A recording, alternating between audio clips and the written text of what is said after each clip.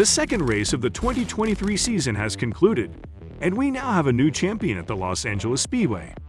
Kyle Busch's reign at Richard Childress Racing appears to have begun, and with that, many of the top finishers have surged to the front in the Xfinity Series race too. So Nascarians, if you want to know what happened during this Sunday's race and what the big highlights were, check out this video on NASCAR Zone.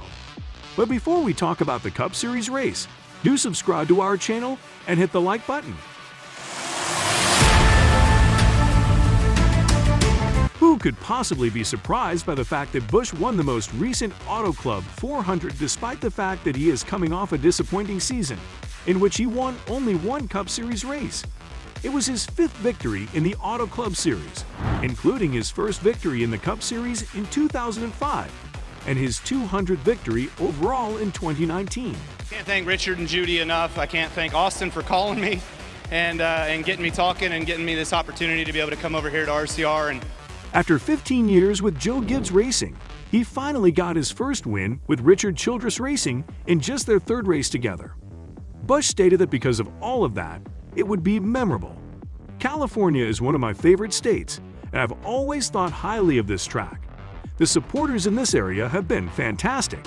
The victory opened the door for him to accomplish more goals.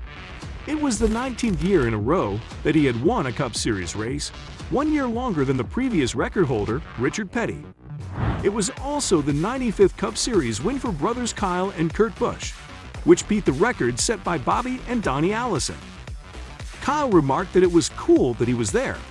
It's good to have him there. He was emotional, and as he gets older, he's becoming more sensitive. It's always exciting to break records, but when you and your brother can accomplish it together, there's nothing more memorable for our parents, I'm sure of that. During a strong final 30 laps, Chase Elliott finished in second place, and he was followed at the finish line by Ross Chastain and Kevin Harvick. Harvick commented that the track conditions were excellent. I didn't really see any weepers, and each run was just extremely nasty. In the second half of the race, things started to look up, although it was extremely difficult on the windscreens.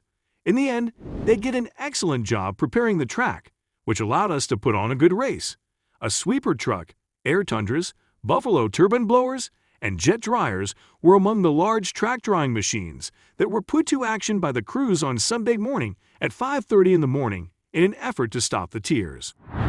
Workers created troughs in the track using hand saws and drills so that water could drain from the outside banks onto the apron. The NASCAR Cup Series race got underway promptly at 12:30 p.m. in front of a sellout crowd of approximately 50,000 people. I didn't take long for three wide at the start of this. Right. So much for taking it easy. The drivers lined up 5 wide during pace laps before the drop of the green flag, an impressive sight that was meant to pay tribute to the fans who have supported the 2-mile track ever since it first opened in 1997. The track was mostly dry, and the rare weepers weren't the only challenge they faced. At the end of the 40th lap, the front of the cars appeared to have been sandblasted, and the pit personnel had to be careful not to slip on debris that shook out of the grills during pit stops. Harvick was making his 750th consecutive start during his final season as a driver in the Cup Series, making him the third driver in the history of the series to attain this milestone. After Chastain had led most of the race, he and Busch were first and second with 62 laps to go. He and Busch are the only active drivers to have won a record 60 Cup Series races. Nevertheless, an aggressive move by Chastain caused Harvick to go behind for the rest of the race, and Busch fell behind for only a moment. Busch fell as low as 6th, but he immediately worked his way back up to his second place and was hot on Chastain's heels. On an oval track that is quite popular among drivers, Busch was not going to be denied the final victory. Busch said further that there were a few times when I didn't pay attention. On that last run, I came dangerously close to busting my ass. So I was like, please don't. It was always a constant evolution of where you needed to be and just trying to work. But fortunately, I was able to cling on well enough, and I tried to locate another groove that my car would operate better. It is by far the aspect of this race course that gives me the most pleasure. It's big, and it gets spread out. But wow, you can move around, you can expand out, And you can make your own destiny by trying to find anything else that will help work for your race car. To think that today is the last time this racetrack will be used in its 2-mile configuration makes me feel a little bit down. I'm thankful that I was able to come out on top in the last round here. What are your opinions on Kyle Busch's victory at Auto Club Speedway? Do you believe he learned a lot from his last race at Daytona? Let us know in the comments section below. And also, do subscribe to our channel and press the bell icon for more updates. Even though NASCAR could cancel the project before it starts, the plan is to shorten the track from 2 miles to half a mile and update it so that races are interesting to a wide range of people, not just die-hard NASCAR fans. NASCAR has stated that it will move forward with its plans to create the half-mile track and will keep 89 of the more than 500 acres for its own use. The early part of Sunday saw the use of caution flags at a rate that was comparable to that of a short track. During the 6th caution, several cars went off the track and into the infield. When they approached the green flag, the leaders did not accelerate as quickly as was anticipated, which caused everyone behind them to be compressed like an accordion. It brought about the most significant accident that has ever occurred during an Auto Club Speedway Cup race and knocked out Christopher Bell, Tyler Reddick, Ryan Preece, Eric Almirola, and A.J. Allmendinger from the race. Almirola said, "I think the leader was just playing games, trying to prevent the runs coming from behind, and they stopped in the midst of the restart zone, just about where they should have been accelerating. Everyone simply started piling on top of one another, and there's no way to stop on a dime." Busch was not involved in the accident in any way and managed to evade the gridlock. Many people think that Busch's nickname, Rowdy, comes from the fact that he is aggressive on the track and has a cocky attitude. Rowdy Burns was his favorite character in Days of Thunder, so that's how he came up with the name.